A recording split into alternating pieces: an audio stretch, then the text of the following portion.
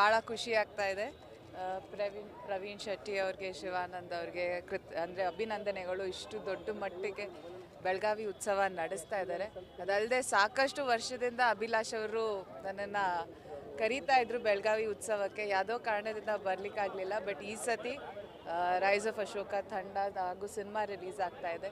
So ಈ ಸತಿ ಬೆಳಗಾವಿ ಉತ್ಸವಕ್ಕೆ ಬರೋಕ್ಕೆ ಸಾಧ್ಯ ಆಯಿತು. ಸೊ ಭಾಳ ಖುಷಿ ಇದೆ.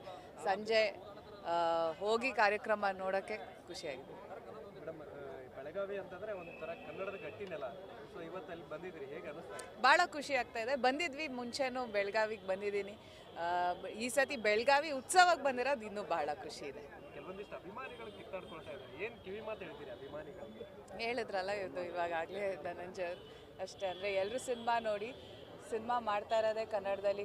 ನೀವೇನು ಹೇಳ್ತಾ ಇದ್ದೀರಾ ಕನ್ನಡ ಹೋರಾಟ ಅಂತ, ಕನ್ನಡ ಸಿನಿಮಾಗಳೂ ಅದ್ರದ್ದು ಒಂದು ಹೋರಾಟನೇ. ಅಷ್ಟು ಸಿನಿಮಾಗಳು ಆಗ್ತಾಯಿದೆ ಕನ್ನಡದಲ್ಲಿ ಅಂತ ಹೇಳಿದಾಗ ನಾವು ಅದನ್ನು ಸಿನಿಮಾಗಳು ಮಾಡ್ತಾ ಇರೋದು ಅದನ್ನು ಬೆಳ್ಸೋಕ್ಕೋಸ್ಕರನೇ.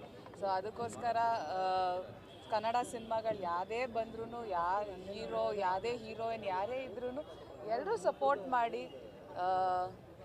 ಅದರಿಂದ ಕಲಾವಿದರು ಬೆಳೀತಾರೆ, ಅವ್ರ ಮನೆಗಳು ಬೆಳೆಯುತ್ತೆ, ಸಾಕಷ್ಟು ಜನಕ್ಕೆ ಜೀವನ ಸಿಗುತ್ತೆ. ಸೊ ಅದಕ್ಕೋಸ್ಕರ ಅದರ ಅಗತ್ಯ ಇಲ್ಲ. ನೀವು ಎಲ್ಲರೂ ಸಿನಿಮಾನು ಬಂದು ಸಪೋರ್ಟ್ ಮಾಡಿ. Thank you.